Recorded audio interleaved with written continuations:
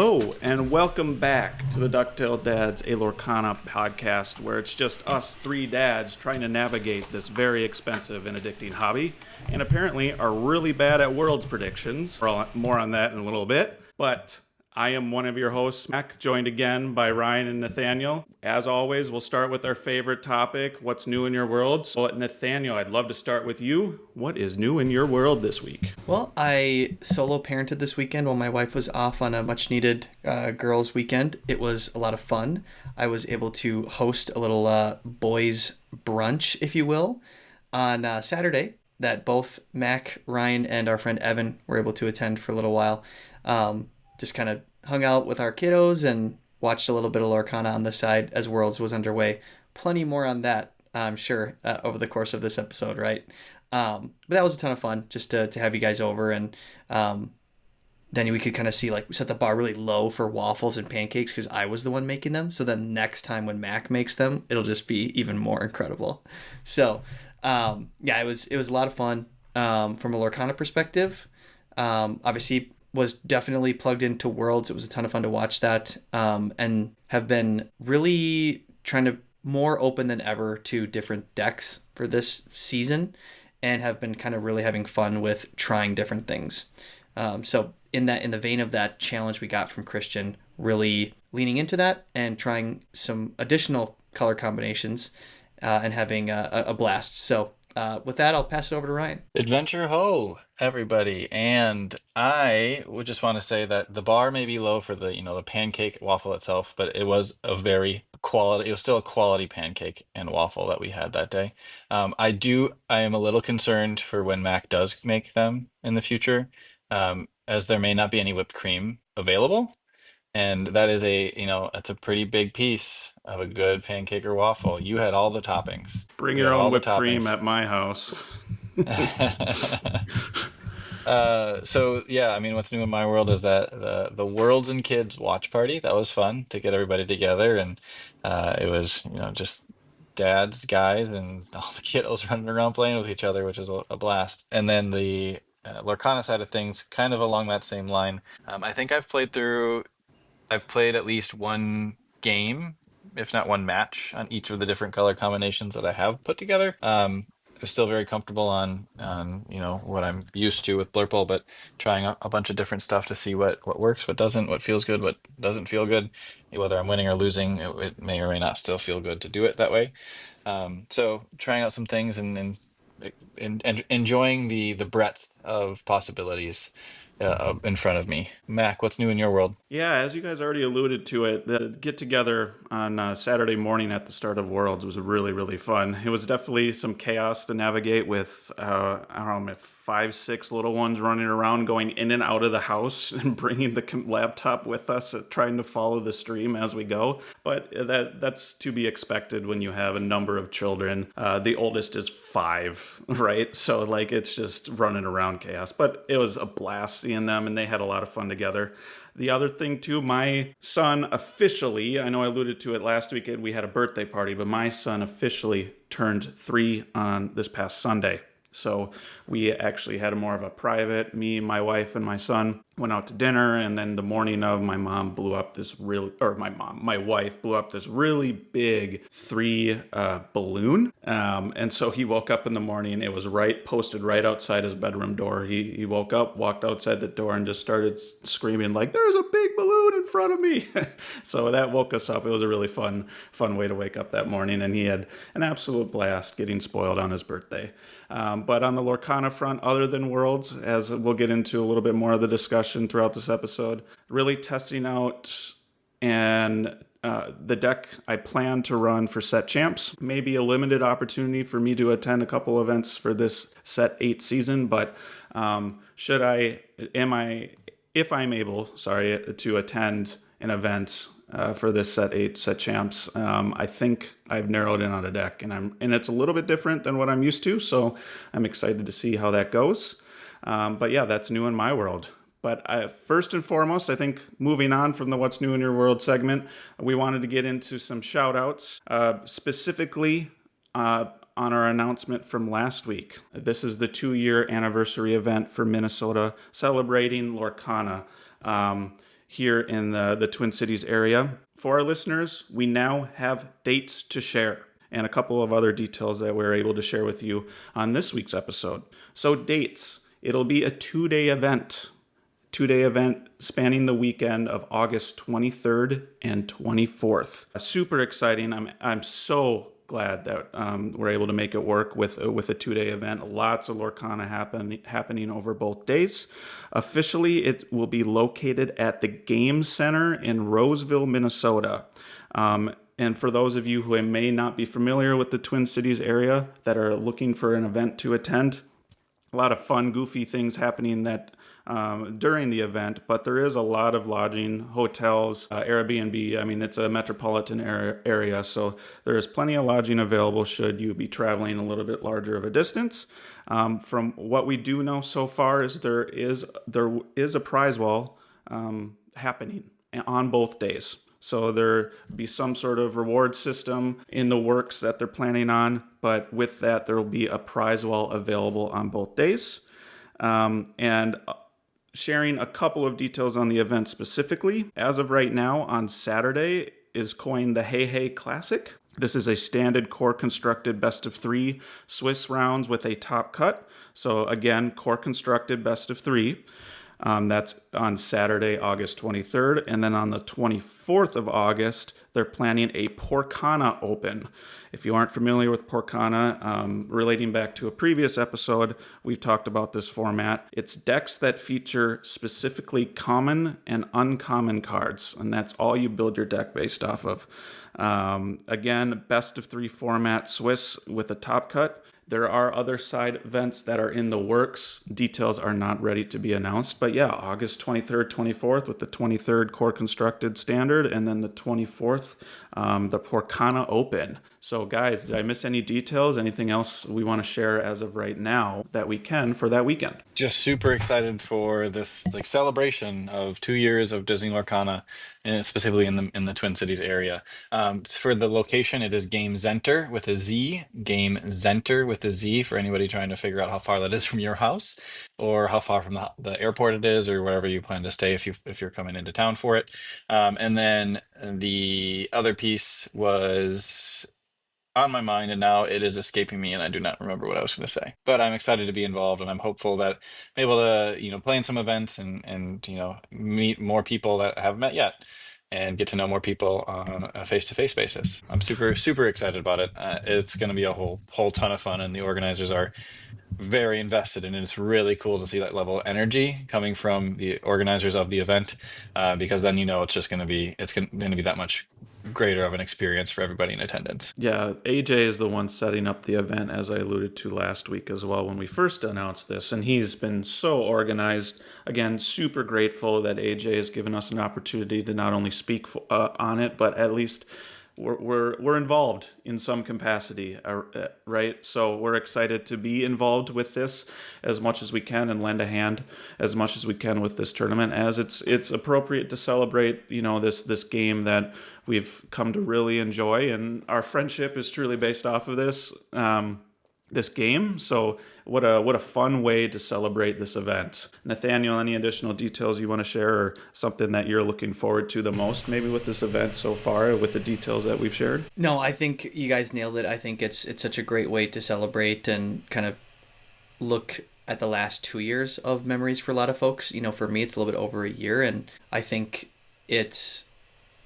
we've made a lot of friends along the way, to your point, Mac, but this game has certainly solidified a lot of our close friendships, between the 3 of us, Connor, Evan, right? It just keeps you in more contact. You're more consistently talking, so you find out more about what's going on in that person's life just by the nature of the fact that there's always stuff that we can talk about with this game, but then also catch up on what's new in each one of our worlds, right? I think, we have usually some aspect of our conversation is also related to that as well, whether we're on the podcast here or just hanging out in person or over our Discord chat or even in text. So I think it's a great way to kind of celebrate that in a way with a wide community. And that's something that's really exciting. Yeah, well said. Yeah, so we just wanted to touch base with you, provide details as we have them with this event. Again, August 23rd, 24th. So get your calendars marked and plan for this fun event in the Twin Cities area at Game Center in Roseville, Minnesota. Sign up and additional details on the side events. Again, we'll provide them as we have them. So, with that being said, moving on to kind of the main topic of this week's episode, and it's the Post-Worlds recap. What a heck of an event, guys. That was such a fun event to watch over the weekend. I certainly learned a lot, and I learned how poorly I am at making Worlds predictions. So, if for those of you who listened to last week's episode, I just don't even want to say it. I'm so embarrassed. But when we were having... Okay, I'll say it for you. Yeah, so, please. Mack's prediction, the first and foremost thing on Mack's mind was, it's not going to be DKP that wins the whole event. It can't be. That's, distilling it out, but that's basically what it was. And boy, was he wrong. Wow. Yeah. What Not only did he make Top Cut, he won the whole thing. So first and foremost, DKP, congratulations. You kicked butt and showed this person that he truly doesn't know anything about the professional scene in Lorcana. Because I thought One Tricks had no shot in this event, and I'm glad. But overall, I'm really happy for him, and I'm glad he showed me up, and he performed extremely well. Congratulations, DKB, on first place, on the first world champion in Lorcana. How dare you call him a one-trick now, Mack? I think he deserves a little more respect than that, doesn't he? Oh, absolutely. And with that, too, not only that, he won with the Yen Sid Brooms deck, which is kind of fallen off of the meta in terms of Amethyst Steel. I think when people were going into this event thinking about what people would play in this specific 3-deck format, Amethyst Steel is popular, right? But I think Broom's Amethyst Steel was maybe third, fourth on the list of most popular options when it comes to this specific ink combination. So well done. And he did it against presumably the best player in the world in Ed Chu. So it's well done. I mean, kudos to him. He showed out DKP 3 very effective decks with not only the Brooms, his standard Shark build in the red-blue, and then ultimately with an aggro Amber Emerald. Was it even discard or was it straight aggro, right? And he would finish the game within 4 or 5 turns. So yeah, well done, done, dogs. Yeah, yep. It was a very effective decks. But yeah, what are your initial thoughts on either my predictions or your own predictions? Talk about yourselves. Yeah, as the weekend was playing out, Mac, I just thought about oh no, this is about as ice cold a take as whipped cream on waffles, Mac. It was it was so funny. And you know what? I think your prediction was based on the fact that to that point, DKP had so consistently ran a single deck combination or ink combination, right? And he performed beautifully. And I think, Mac, one thing I want to double down on, Ed Chu was undefeated on the whole weekend going into that final. And I think a lot of his wins were 2-0s, especially in triple deck. I think in triple deck he might have won every round 2-0, if I'm not mistaken. So top 8, 2-0. He might have even so it would have been round 4, round 5. I think he might have also went to he was just on an absolute tear, and the way he plays the game just seems so smooth. He just knows and he's super fun, and he's smiling and having a great time. I think that's what also makes it so fun to watch him play. He gives great interviews, he's very articulate about it, but he just seems like a really fun-loving person. So I'm happy for him that he did so well. My other prediction for who I thought might do well and was excited for and rooting for was Zach Bivens, who ultimately lost to DKP in the semifinals, and I think it was 2-1 if I'm not mistaken. Yeah, so it was very close. He was extremely close, and he ran a purple steel. He's kind of famous for a purple steel build, and he kind of does more of the rabbit kind of card advantage mid-range build that you're kind of touching on, right? Brooms being this third or fourth option from a purple steel perspective, or amethyst steel. So it was cool to see Zach Bivens do really well, as that was one of my heart choices. I was surprised that Zan did not make it into the top 8, in particular because he was 2-1 coming out of sealed. So from that perspective, right, if he just goes 3-1, he's guaranteed top 8. And surprisingly, he ended up going 2-2. So he kind of bubbled out in that because there was one 4-3 person. Zan was also 4-3. But that was pretty surprising to me. I thought he would for sure at least make top 8. It was really cool to see Mo go on such an amazing run.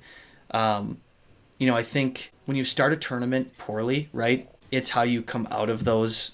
You have to like reset, right? Hey, new match. We're like it's tough to lose your opening matchup in any level, right? Whether it's a set champs or a bigger tournament, I'm sure, right? Like you don't want to start 0-1. And he started 0-2. He won 5 straight matchups against some of the top 27 other best players in the world. And he got into top 8. He did ultimately lose to Zach Bivens, but incredible, I think, story of just like sticking with it, persevering. He had this hilarious interview where he had mentioned like he had talked to his wife and she said, just stop losing. Which I think was just awesome. Like what a funny, amazing little kind of experience for them, and kind of him kind of he could chuckle looking back on that. So that was, I think, another really cool story coming out of the weekend. And DKP just showing his knowledge of deck building too, and being able to perform very well. I was surprised at how many people didn't bench Red Blue against DKP. Like they let him use that deck combo.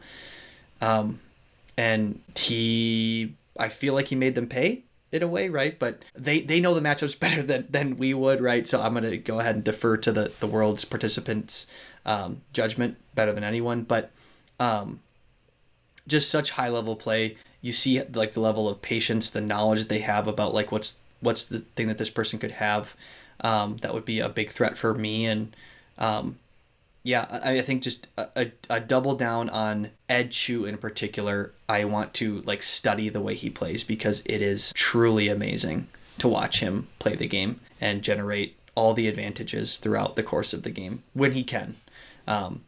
More on that, I think, as we kind of walk through like what ended up happening for him. I think in the final was, Chernadogs goes really fast and he couldn't handle it with Red Blue items. And then Red Blue items, when the Purple Steel player gets all the best things that they pretty much could get in the first 6 turns, it's going to be pretty tough. So I think notably the big thing that we were kind of talking about that was surprising too was no Be Prepared in a Ruby Sapphire deck build.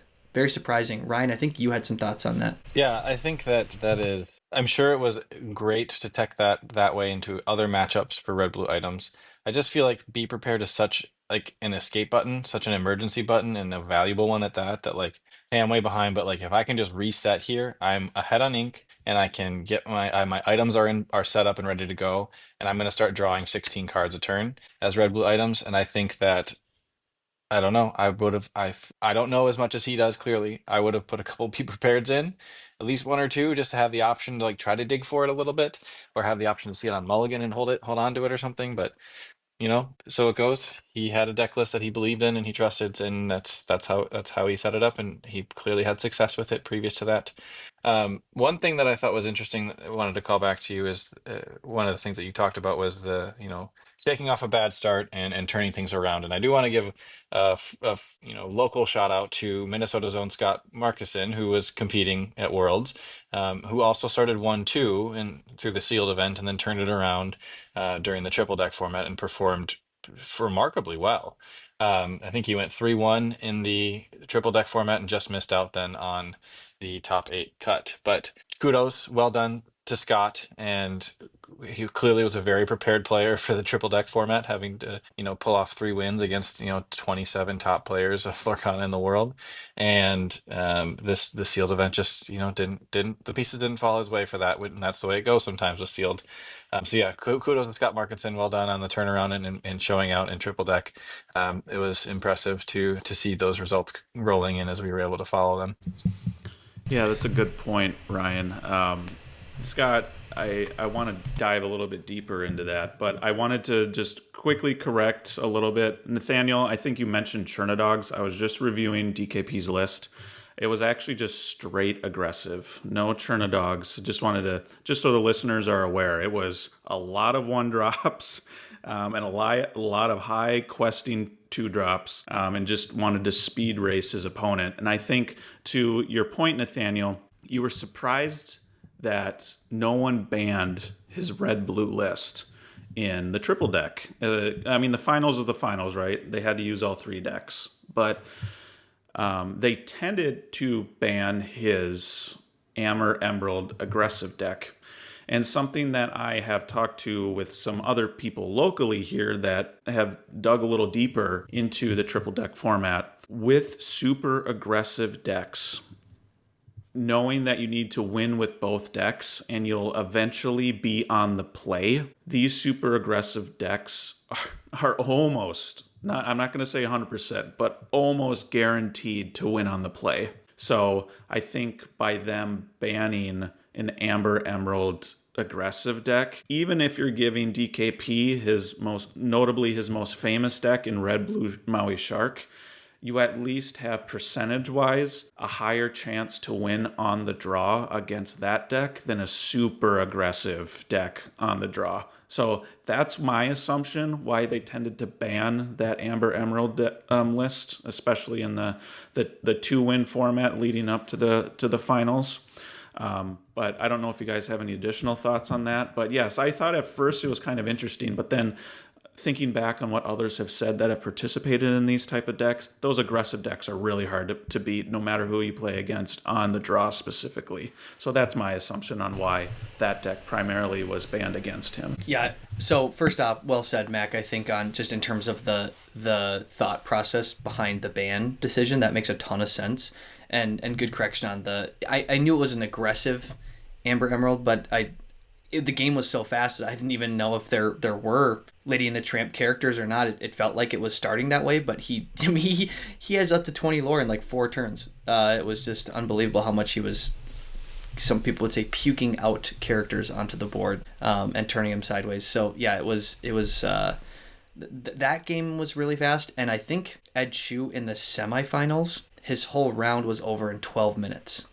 I mean, it was just an absolute masterclass. And I think in one of those games he did have the more aggressive deck. I think in game 2, where he was actually on the draw and won. But I can't remember exactly, but it was like the first game was like 3 minutes and the second game was like 7, and then 2 minutes in between, and it was over. It was just like, whoa. And that's maybe another thing that happened too this weekend, is just like a surprising amount of like blowouts, and I think part of it was because of the format, right? You could say, oh, now I get to use my aggressive deck on the play against a big slow control deck. It's going to be pretty hard for you to answer this. And so that resulted in some really fast kind of blowout-y type games, and there wasn't as much of this like long drawn out back and forth that we maybe would have expected. But I don't think that necessarily takes away from the whole experience. I do want to touch a little bit more, kind of doubling down on the Scott experience, because we were obviously rooting for him as the local player. And I feel for him in the sense that like we went through the results of like how did people do just across the board in triple deck, which was like sealed is kind of the initial piece, and then triple deck was the second half, so rounds 4 through 7, and then all of day 2, right, was triple deck. So if you were preparing for this, right, you're going to put more prep into triple deck, and then I don't know how, maybe you could practice some sealed, right, and just studying there, but it's probably a little bit more theory than anything because it's so to some degree random. And I think it's tough because if triple deck is the main event and the main thing that you need to be good at to win the whole thing, then be really good at that. And Scott was. He was actually a top 8 or 9. Like, that's where he would have fallen just based on triple deck being 3-1. That's including Ed being 2-0, right? Like other players being like 2-1. That includes them in this like top percentage, right, of the players. But not a ton of people were able to go 3-1 or better in triple deck. Mo went 4-0, right? But I think it's a bummer that, again, a little bit of the more like randomized part of this being the sealed event is what you could argue cost Scott a top 8. Probably an arguable point, right? Because like sealed was there for a reason, and there is obviously skill expression in performing well in sealed. Ed was 3-0, right? But I feel for him in the sense that like he's starting from behind now going into triple deck because of the sealed piece. But I do want to say this. Awesome performance. He got a ton of great stuff, almost prizing. would love to hear a little bit more about his experience firsthand from him, hopefully, and just kind of hear just how incredible this was to be at this place with the top 30 or 28 to be exact people at this game in the entire world, and play just such high level Lorcana. Yeah, you're not wrong. It was incredible. I do want to dive a little deeper into the format that you touched on there. So super sealed rounds 1 through 3, and then triple deck format rounds 4 through 7. So 3 rounds of super sealed, 4 rounds of triple deck, and in order to advance, players needed to accumulate 5 wins across those 7 rounds, which is 5 and 2 against top 28 people in the world is hard enough.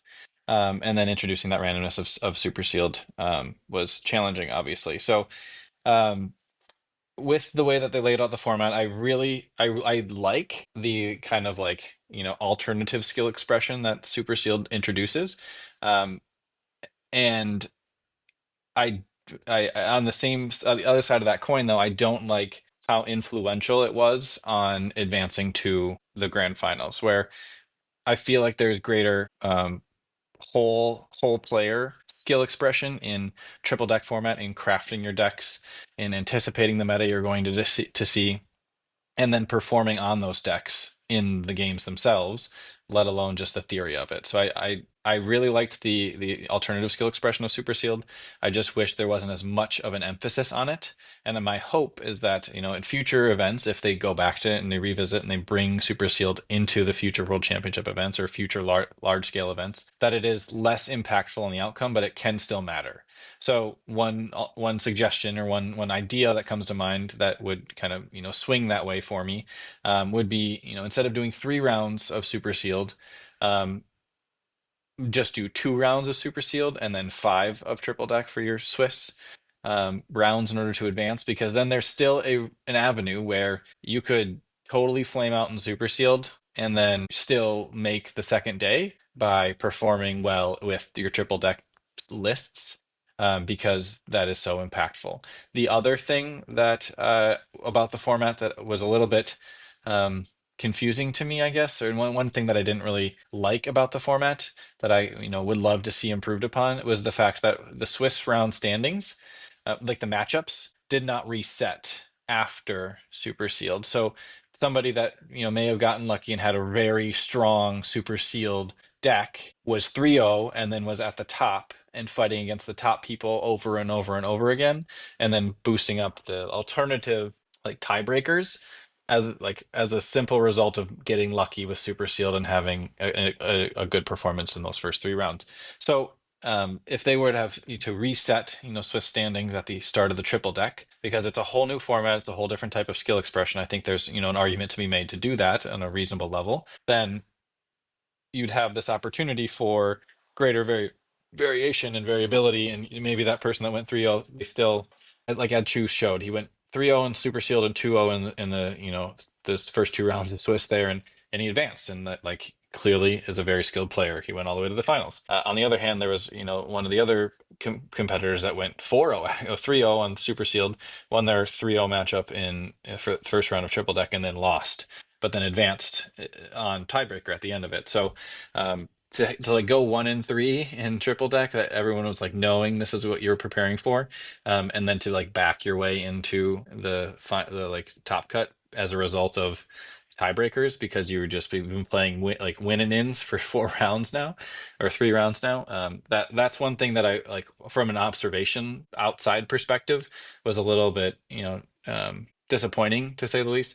And there's a little bit of there's a lot of bit of bias in that too, because obviously I was rooting for one of our local guys that competed and performed well in the triple deck, and he was not able to advance because he didn't have the same level of tiebreaker that the other competitor had. So I liked the alternative skill expression, but I would wish wanted there to be a slightly less, or I want there in the future to be slightly less impact on the ultimate outcome of the event for future events. And for what it's worth, I do just want to call out, the sealed portion was actually really entertaining as a viewer. I actually really enjoyed watching that. We were also, it was like kicking it off too. It was kind of like some of that, like, this is world's kicking off now, like excitement was probably baked into that a little bit.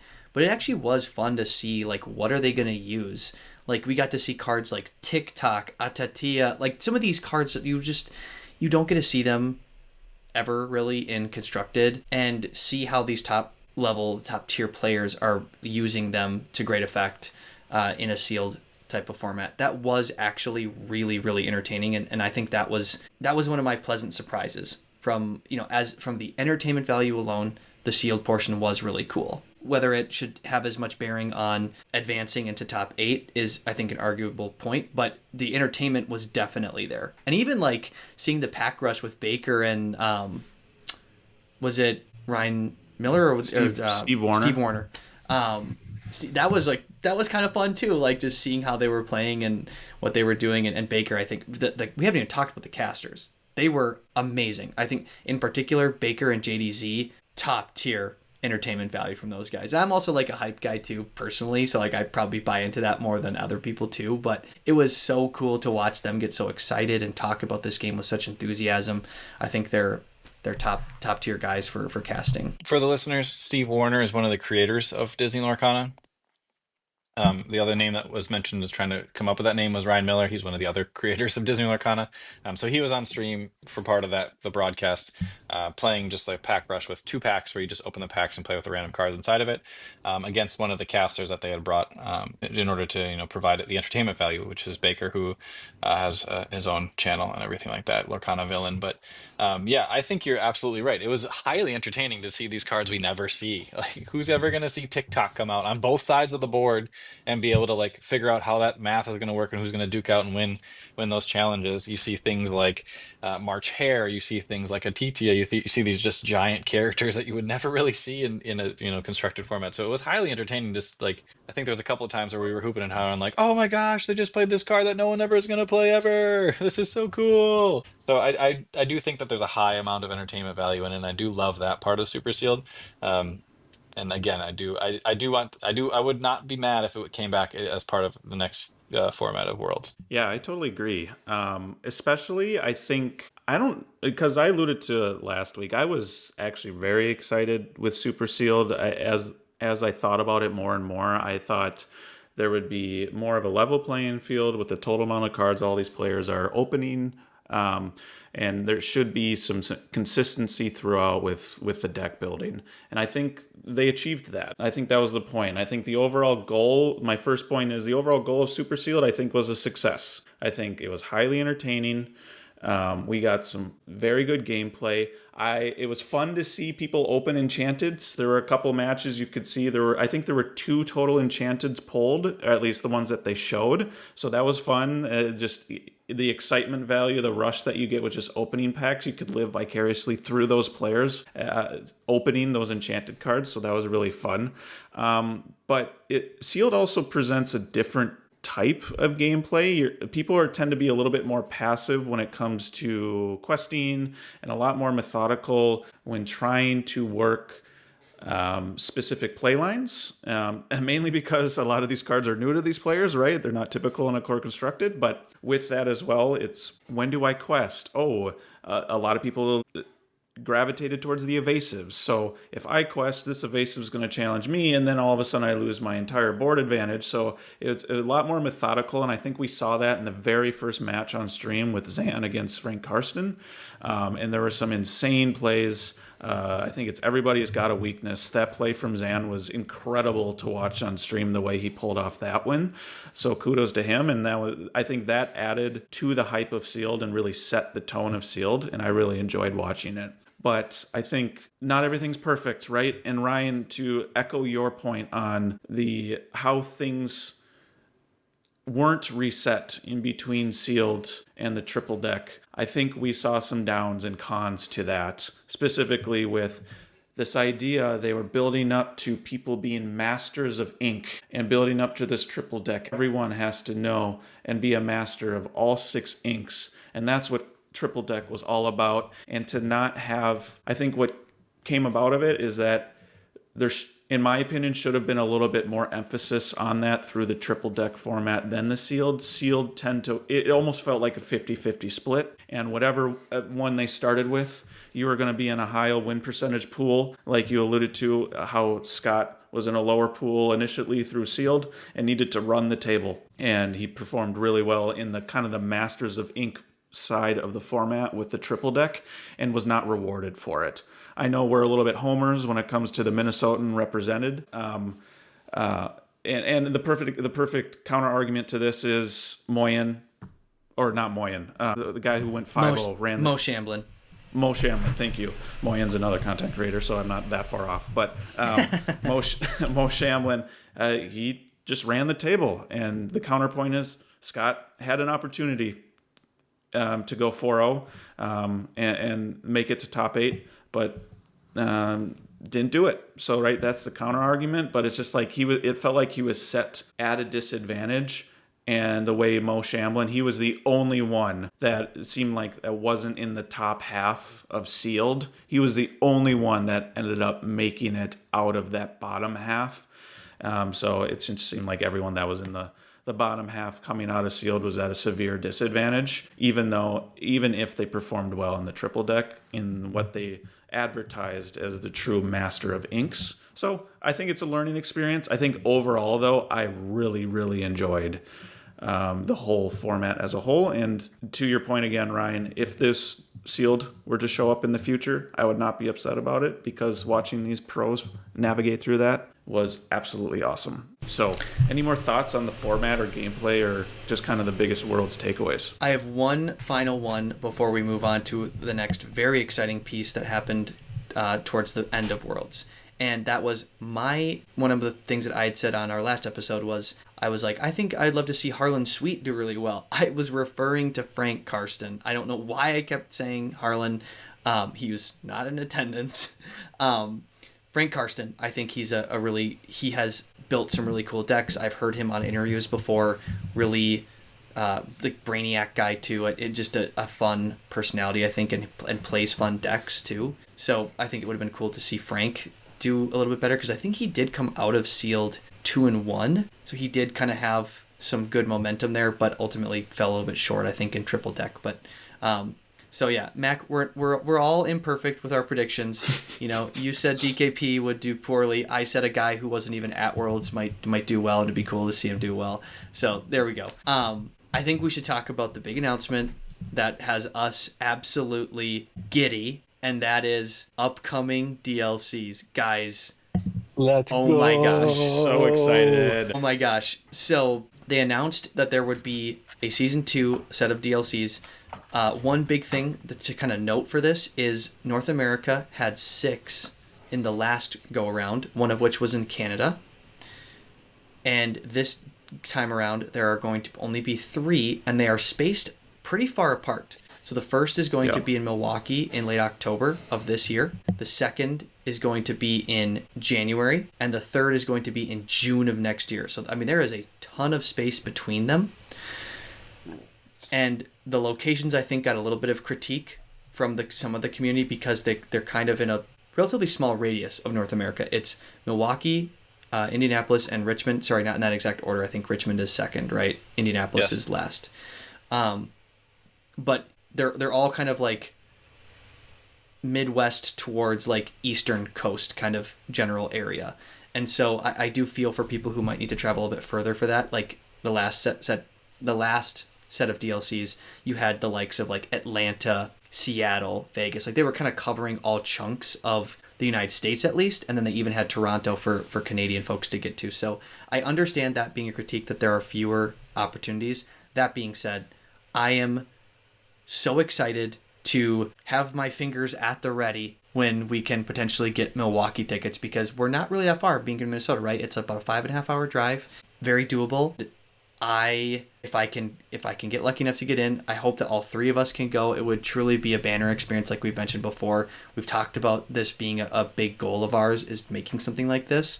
And the fact that we get one that's not really that terribly far from our home state is really exciting. And the fact that it's only about 3.5 months away is unbelievable. I mean, guys, if we go, I am going to do all the things. I'm going to do as many side events as I can. I'm going to play so much Lorcana. I want to connect with other people that are there. It just feels like such an incredible experience that you just look back over the course of your Lorcana journey, and how can that not be like top three, right? So I'd love to hear your guys' thoughts on that, just because we have been talking about DLCs for a while, because there hasn't been one in quite a while now. Yeah, first and foremost, just trying to build up those husband points in preparation for the June release date or July release date when it comes to the Milwaukee tickets.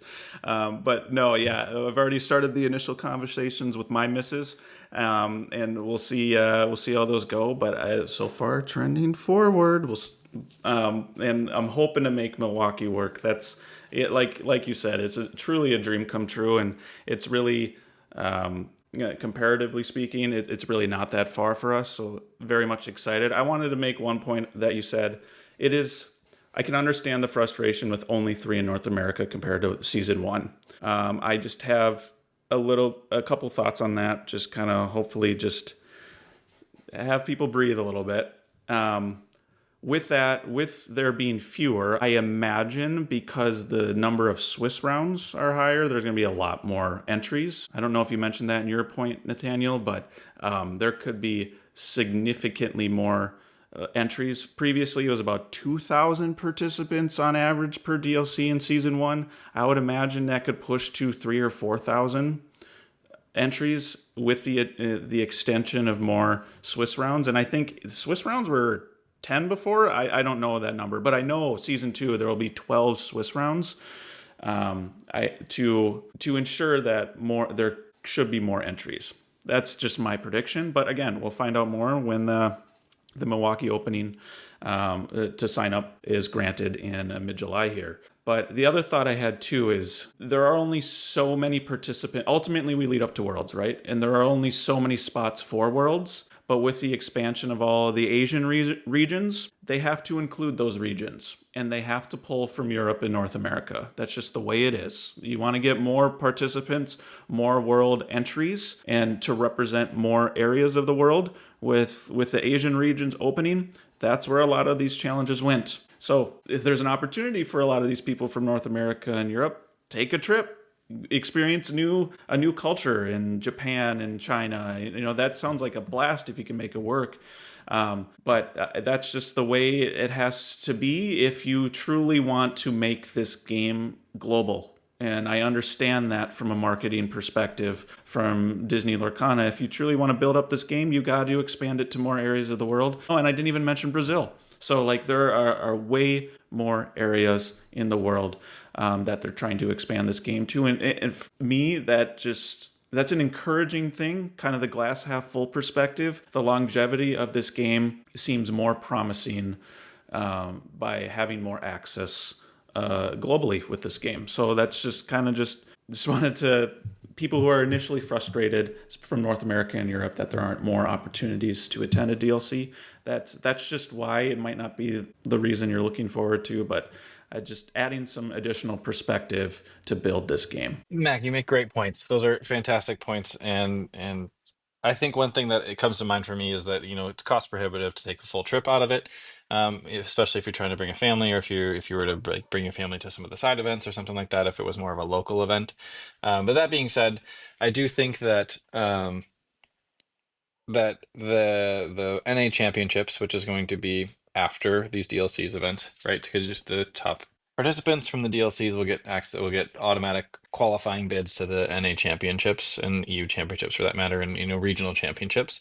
For NA specifically, just to kind of hone in on our region, I haven't analyzed the other regions yet, but I have to expect that NA championships is going to be on the West Coast somewhere, right? Maybe Vegas, maybe Seattle, we'll see. But Vegas seems like a very clear central hub for many things on the West Coast, so I would expect to see NA Championship somewhere out in Western North America for that event.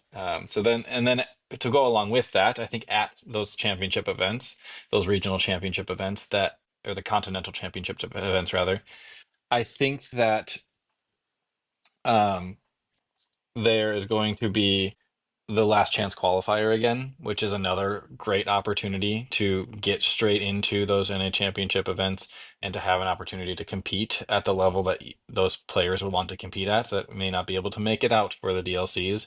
but then they're going to be able to participate at the NA championships more readily because it may be more local to them. So I'm hopeful that Ravensburger, has that in their plans. They didn't announce that. That's just speculation from me that it's going to be on the West Coast.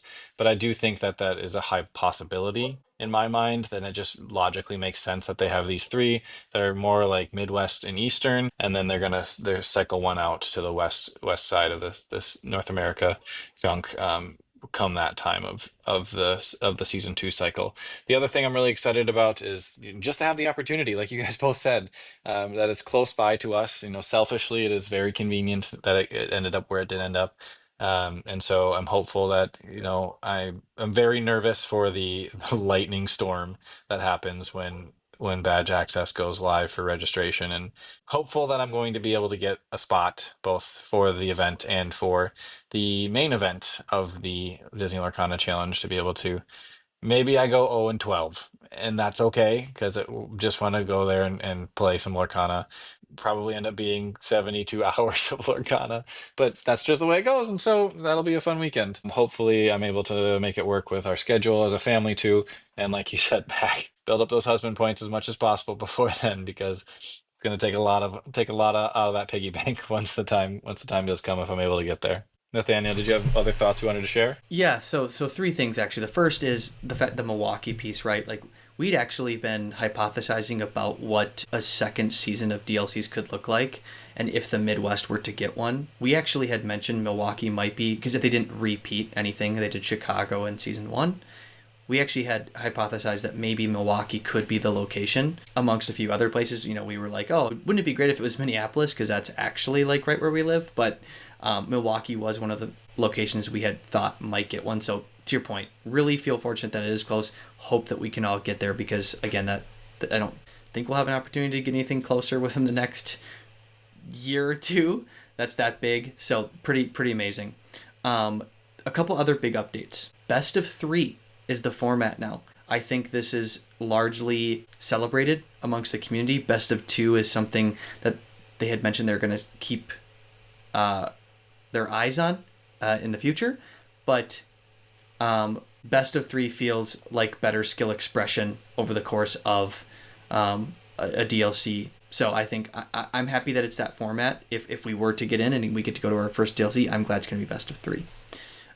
The other important distinction here, as we approach set rotation, the third DLC is Infinity. It is not the rotated sets. So if that is your bread and butter and you want to do something like that where you have access to all the cards, you can target the third DLC. I believe there's 3 in Europe too, right? So it's the third European one and the third North American one. Infinity constructed decks will be the format there as the main event. So it sounds like there could be some degree of like side events at every DLC could be Infinity format. There's going to be sealed stuff. Like there's all sorts of cool side things, which again, if we get in, gonna probably want to do all the things. But the fact that you do still have that option, I think it's very important that Infinity is getting support, and it's getting support at that level, because that makes it so these cards that are being rotated out don't just collect dust. They're still going to be an important part of the overall Lorcana scene, even as we rotate sets going forward.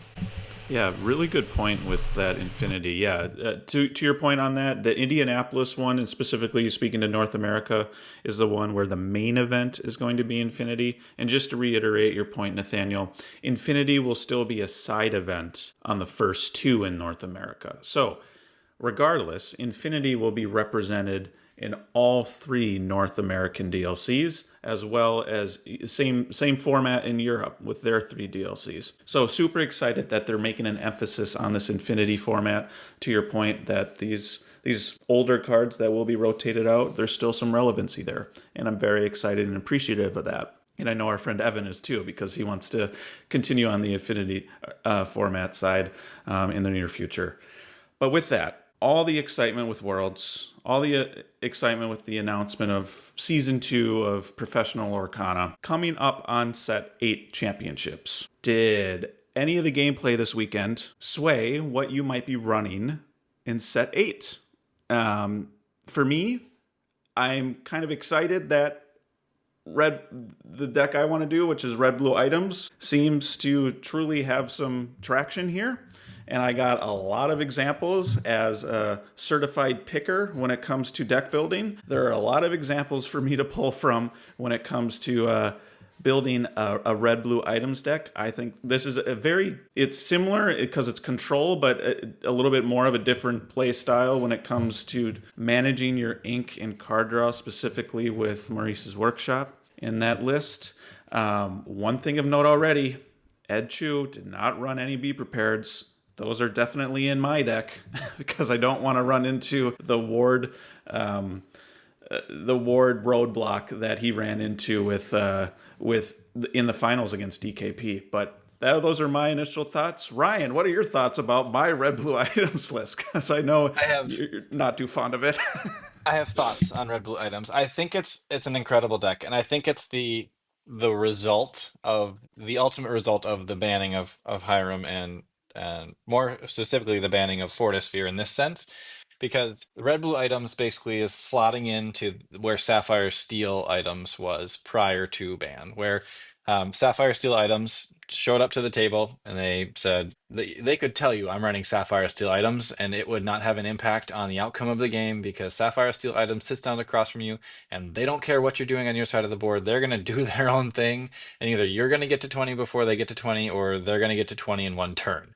And it's just this like non-interactive play because there's not a whole lot of things that are going to interact with items pile in an efficient way that is going to still advance your game plan while also slowing down your opponent, where a lot of the rest of Lorcana is very much character focused and board based, where it's swinging the board and that's how you're going to win, where the Sapphire Steel items found this very unique and very clever way of winning the game without really playing very many characters. I think there's like in the at least current lists of the red blue items list, now kind of shifting gears, I think there's like 20 characters, 24 characters maybe. I mean, like eight unique characters are included in it, and then the rest is just items and actions. And so I think that red blue items has kind of taken the mantle that Sapphire Steel dropped for a set and a half. Half a set, a full set maybe, well, whatever it's been since the ban. Time is all relative, right? So that being said, as red blue items stands, it just feels like you're playing whenever we've been playtesting, at least feels like you're playing a totally different game than what I'm playing. It doesn't feel like we're even like on the same page of a chapter book, and we're not even in this. You're in the table of contents and I'm back in the index. It's just like we're on totally opposite sides and we don't know what's happening. There's nothing, not a whole lot that I can do to slow you down. And then you have some answers to what I can do, but majority of your deck is mostly focused on making what you want to do work. And so it's just a little bit uninteractive. And that's that's my main thought, is that it's just uninteractive gameplay and it's not highly entertaining for me, and that's okay. I don't have to be highly entertained in every game I show up to. That's totally fine. Fortunately, my favorite color combination, Amethyst Sapphire, has some relatively efficient interaction options. Just trying to find, it's just spot removal that I have access, that Sapphire has access to, for item removal. And in that sense, you just have to make sure you're targeting the one or two that you really need to take off the board, rather than just, blanket banning everything or blanket challenging everything like you may, or blanket singing down every other character on the board as like a Amber Steel songs list could. So the one thing that my major thought about red blue items is that it's just uninteractive gameplay. That being said, regardless what you do, there's going to be a deck like this in every game. I feel like there's going to be a way that people are going to try to create and craft in order to find these, like, Exodia hands, if you will, to take a Yu-Gi-Oh term, or these ultimate win hands where you can't do anything to stop me. I'm going to win no matter what. You just have to beat me faster than I can beat you. And that's the way it goes.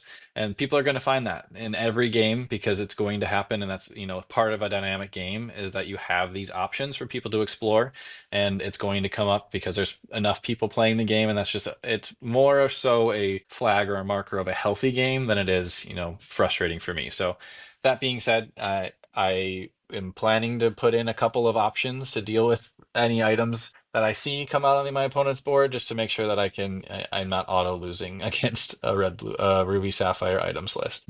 Yeah, I got an agreement with you, and then I have a little bit of a counter with that. specifically when speaking to the Sapphire Steel pre-Hiram ban. That one felt like, due to the access to songs and how easy it was to get Belle out to sing those songs, that's where I think primarily the frustration was in that deck. With the red blue items, I think it's harder to pull off to get to that point. But I think out of any other red blue deck that I've experienced, it's definitely the highest like Thanos inevitable deck. Like once you reach that point, and I have 10 items on my board, one of them being Lucky Dime, my opponent knows as soon as I slap down a Tamatoa, the game's over, right? So that's kind of the inevitable feeling. And correct me if I'm wrong, maybe I'm just speaking from a biased perspective, but when I've played my other versions of Ruby Sapphire, this one, there are more ways to beat the red blue items than I felt like previous iterations, like Sisu on Ice in set 6. That was extremely strong, almost more consistently through the mid game, primarily due to Hiram to regenerate your card advantage, right? But it's really the Maurice's workshop. Once you get that online and you have access to that consistent card draw, again, you have to make sure you use that right, prioritizing playing board advantage versus sacrificing ink, so to speak, to draw more cards via the Maurice's workshop. That's something you got to weigh your options on. But yeah, then inevitability, I think, is much, much higher in this iteration than I think previous iterations in set 6 and 7 specifically. I will say, because of that inevitability and that slower ramp, you and I play tested. It is so bad against aggro, especially on the draw. So there are more avenues to counter this deck. And as we saw, a perfect example, as we saw at the World Championships, not every person played the red-blue items. It was exploitable to the opponents. Perfect example, Ed was at a 2-1 advantage with his red-blue items deck and lost games 4 and 5 against DKP in the finals. So he had 2 chances to win with a red-blues items deck and didn't pull it off. And one other thing too is I think there's a lot of variability in the game and a lot of options for people to win. I think with Worlds, perfect example, the only 2 deck combinations that weren't represented at Worlds was Ruby Steel and Ruby Emerald. Every other deck combo was represented at Worlds, and I thought it points to the health of the game and the versatility of the game that makes me excited to continue moving forward with this game, to see that there are always options there. So yeah, I understand your point on the inevitability with this red-blue, but I think there are more ways to beat it than previous iterations of red-blue. I do want to note too, one quick comment. Ryan alluded to getting like 1 million lore in one turn. We did actually see Mo pull off an 18 lore turn. I think at the time he was down 19-3, and he had 18 lore off of a dime Tamatoa single turn play to win down 19-3, which, like, I don't know of any deck that could really do that quite like some form of Tamatoa items and Lucky Dime kind of combination thing. So that was kind of cool to see that happen. I think that might have been against Zach Bivens in game 2, and then Zach ultimately won the game 3 against Mo. But yeah, it's a really powerful deck, and I'm not surprised that Mack is gravitating to it because it's got 2 colors he tends to love. So enough about me. Has this World Championship swayed your decisions at all on what you plan to do for set 8 before we get into our final topic of this episode? I think we were kind of talking about this earlier offline, but I'd mentioned that I liked Emerald Amethyst as a combination, and Ed did quite well with that as well as one of his inks. But I think that the caution to that is he was able to showcase the power of that while being able to make a ban decision, right? So I think that's an important distinction with when you're evaluating some of the results here, is that sometimes a deck could look better than it maybe is against a wider field, knowing that it can ban a certain type of deck. So it's like, oh, this is really bad against steel decks, well, I'll just always ban steel. So I think that's where I want to be a little bit cautious of being like, oh yeah, Ed just proved that Emerald Amethyst is like, top, tier 1 deck. It's gonna be so good. I think so. That's part of where I'm falling, is just being a little bit cautiously optimistic about that as an option.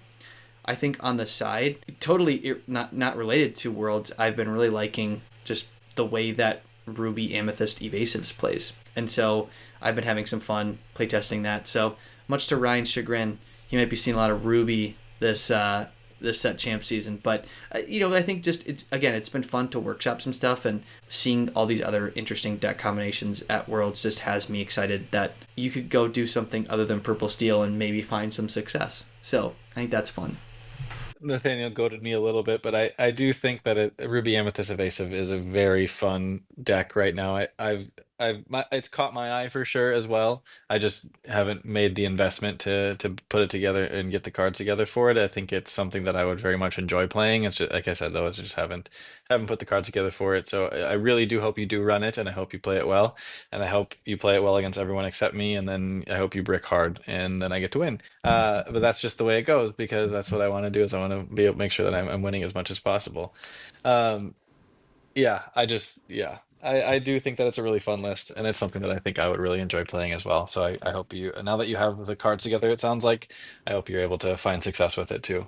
Um, as far as my deck lists, or what I'm taking away from Worlds, from that triple deck format, kind of what Nathaniel mentioned is, being cautious and not broadly generalizing things that we're seeing, because they were created in this vacuum of, you know, banning Steel, beating Ruby. Basically, this was it seemed like a popular strategy, because Ruby's probably the most vulnerable and getting underneath it, and then Steel is, the one you want to ban, because I can damage all your small characters. So um, I'm not really going to make any drastic changes to any of the decks that I'm building or putting together or considering running, because to that same point, I don't. It was created in this vacuum of triple deck format, is very different than a single deck core constructed event. One thing that I am very interested in is this like Yen Sid tech in the Amethyst Steel decks. So I might try to just play against that a couple of times in online simulators or something, or think through that a little bit more, just to make sure that I'm prepared if that does come out and I see that happening, that I'm able to respond to it, and not just sit back in my chair with my head spinning like I don't know what's happening, because this player's now playing these cards I've never seen and have to read.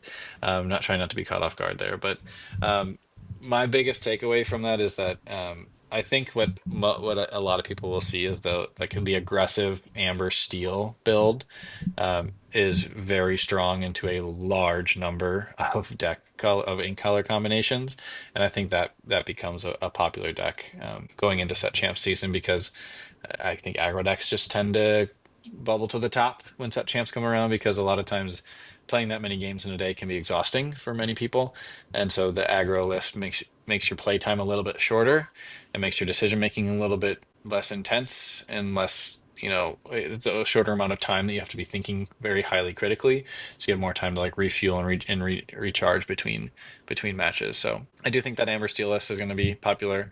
I think there might be a couple people that throw in some Yensid and extra brooms to Amethyst Steel lists, see if they can make that work as well, because I think I did see that one pop up the week or two prior to Worlds as well, in just a single deck core constructed format as well, and I believe it even won the tournament, if I'm not mistaken. So, and it was a large tournament, so there's definitely some broader application of that deck in general.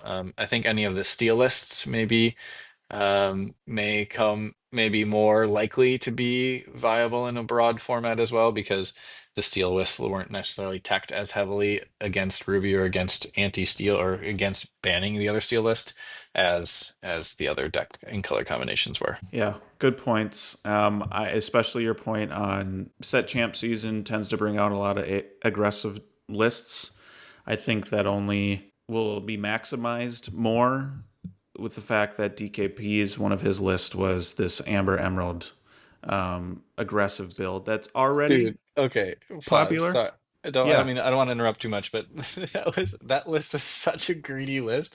I just like giggled when I was looking at it. He was running the Olivia Flaversham, the yep. 1/1 quest for three, with no other text. It just quests for three as a 1/1. I think if that ever gets played in set champs, I don't ever expect that to be played, because that is just so easily dealt with by so many Steel cards. Like, that is one of the things that's like very clearly, I'm playing this on the play only and never against Steel, because these cards are gonna get bulldozed by a Steel Right. list. I giggled when I looked at his list, and I was like, wow, this is a This is a low and fast list. It looked like something Evan had put together at one point for one of our get-togethers too, of just like as many 2 and 3 questers. Nothing can have one lore pip on it. Must be two minimum, and then throw it all on the board and turn it sideways. And I'm going to play more characters before you can even count to 20. It was really fun to see that make it like Olivia Flaversham was in the World Champions list. That's incredible. Yeah, I mean it's definitely the Sisu fodder list, right? If it's not on the play, you better look out for Sisus. Otherwise, you are in some big trouble once that is on the board, because your entire hand, or not entire hand, but your entire board that you built is gone, and good luck trying to rebuild that board once the Sisu is online. But with that, let's move on to our last topic. So a little bit of a thought exercise for us on the heels of Worlds. I just wanted to do this as dads, super excited about the DLC season 2 season. We talked a little bit about Milwaukee coming up and kind of this big thing we've been building up to as a friend group. But beyond that, imagine yourself winning Worlds, winning this World Championship. What do you think your immediate reaction would be, and or how would you celebrate? What are your thoughts on that? I put yourselves in DKP's mind. How do you imagine you would react and celebrate immediately after winning the World Championship of Ever Lorcana? since I was a kid, anytime I achieved a world championship status in any of my dream sports, whether it was basketball or soccer or football or baseball, whatever it was that I was playing at the time, my initial reaction was, I'm going to Disney World. So, in this sense, I would definitely still, I'm going to Disney World. Oh, wait, I'm already here. This is perfect. And then I would proceed to go to Disney World and celebrate the event. That's awesome. Nathaniel, what are your thoughts there? What would you do? Well, I think the first thing I would do is I would slide off my medical grade gloves that I've been playing with for the weekend. Sorry, that's an ode to DKP having gloves on. I think there was like he gets chapped hands or something like that. But I think I'm an emotional like sap when it comes to like big achievements or large life events or whatever. Like this would be a big banner moment for me. So I would probably just start weeping, if we're being honest. I think in my mind the play testing would be kind of flooding back, and I would think back to the start of my Lorcana journey, how I initially approached the game, all the things that had happened since. Like I think it would be that moment of like, you know, they say like when you die, right? Like your life flashes before your eyes. I think my Lorcana journey would flash before my eyes as I've just hit the mountaintop.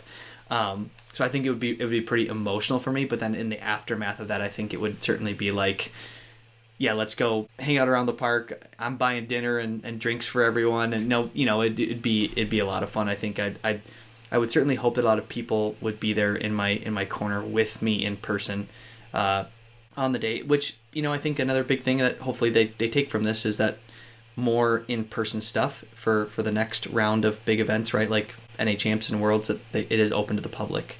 We didn't really talk about that earlier, but that's a totally different side thing. I think I would weep and then celebrate afterwards.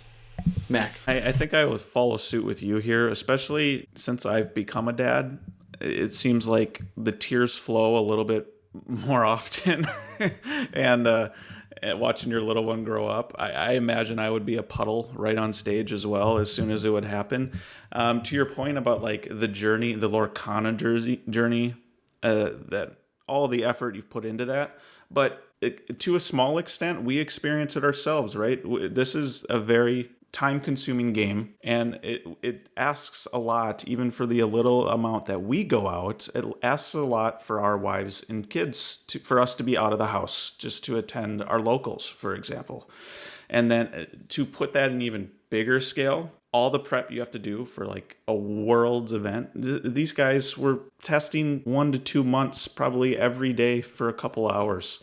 And so that's definitely a lot of sacrifices and conversations you have to have with your significant other, and understanding to properly train for an event in order to do well at it. So I think that's where the weeping would come from me as well, is just kind of the gratitude for the family that in the sacrifice they put into the prep as well, and just seeing all that prep come to fruition with a win on the World Championship stage.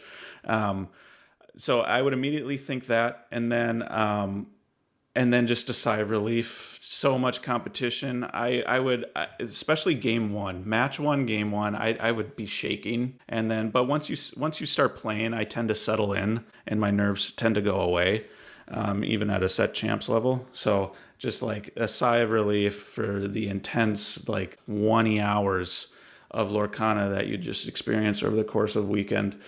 Just definitely a sigh of relief. I don't think I touched Lorcana for at least a week. And the more practical thing, all of the promos that I earned would immediately go into a hard case and stored away in a safe due to the value in those cards. But I think that's immediately where I think of how I would react and celebrate, just with friends, family, people that I've trained with along the way.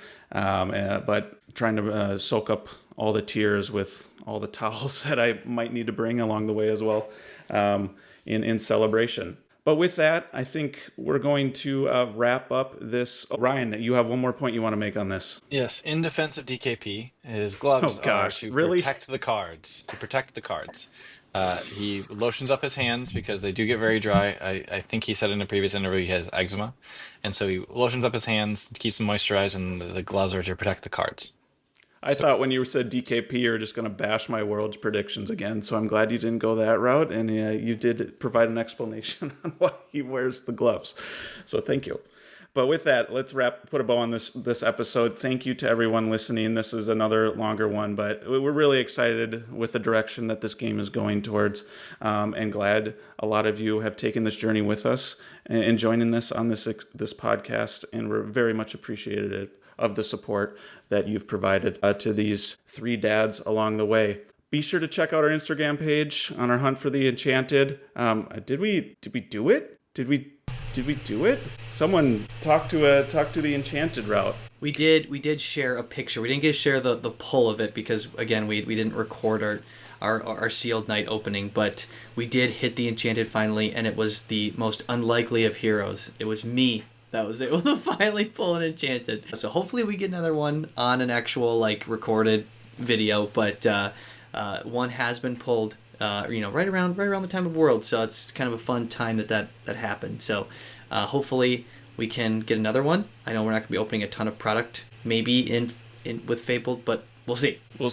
Yes, that nice shiny cardboard is on the Instagram, so please be sure to check that out. Again, this is also available on YouTube, Apple Podcasts, and Spotify for your enjoyment, just to know that we have a lot of variability on where you can access this content. But gentlemen, thank you, and let's get the duck out of here.